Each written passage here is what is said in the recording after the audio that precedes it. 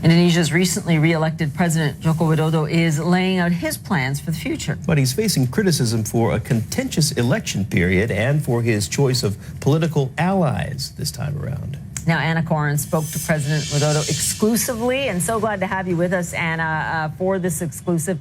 You're in Jakarta and with a president who's got a lot on his mind, and the expectations are very high. And a lot of challenges ahead, too, remembering that this is term 2. Yeah, enormous challenges. Certainly don't envy him. Of course, this is the 7th largest economy in the world, with a population of 260 million people. It's facing enormous challenges, especially with the economy and pulling people out of poverty. These are very important issues to the Indonesian president, affectionately known as Jokowi. But Islamic fundamentalism is also an issue that he is tackling.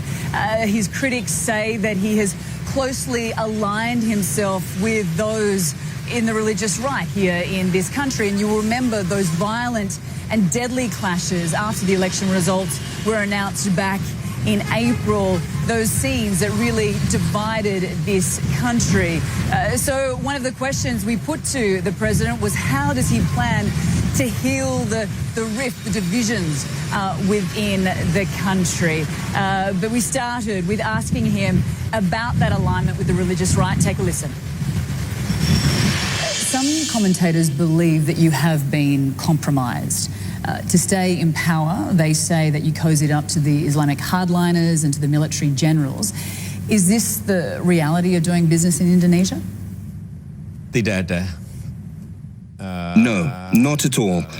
We would like to work with all elements of society. We would like to work with everyone to develop this country, but not with those who want to ruin this country in terms of its ideology and developing our economy. There is no compromise for me. You chose Maruf Amin, a Muslim cleric, to be your running mate. This is a man who believes in Sharia, Islamic law, that homosexuality should be criminalized. You're a leader who stands for tolerance, for moderate Islam. Considering you come from such, different viewpoints, how can you work together? Yang saya tahu, Maruf Amin is a moderate Muslim because he's from Nahdlatul Ulama. It's a moderate Islamic organization, the biggest one in Indonesia. I have no doubt about that. I have a strong faith in that. So do you think he's changed his views over time? No. He has been a moderate Muslim for some time, and he's not going to change his position. I guess the concern from some of your moderate supporters is that you now owe your vice president and that he will somehow influence your decisions. What would you say to those people? I still believe I am not going to change. I will not change for what I believe. The election was extremely divisive. Your opponent, Prabowo Subianto, a former military general, he courted the religious right. He also refused to accept the results. And what ensued were violent and deadly clashes on the streets. How do you begin to heal that deep rift in society? I think the campaign period was too long. 8 months, that's very long and tiring. And during that period, there were hoaxes, fake news, and it influenced the mind of the people. So after the election, following the decision of the Constitutional Court, we now have to restore the situation and work together to build this country.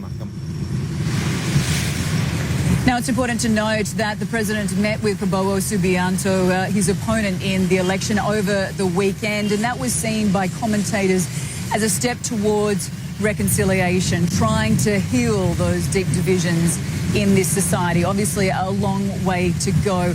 There's a lot of talk out there on social media that Jokowi is not Islamic enough, and certainly during the election he was accused of being a closet Christian, which is why commentators believe that that's why he chose Maruf Amin, his running mate, to boost his Islamic credentials. Paula, I should just note that we went to Friday prayers with the president last Friday, and he was warmly embraced by worshippers there.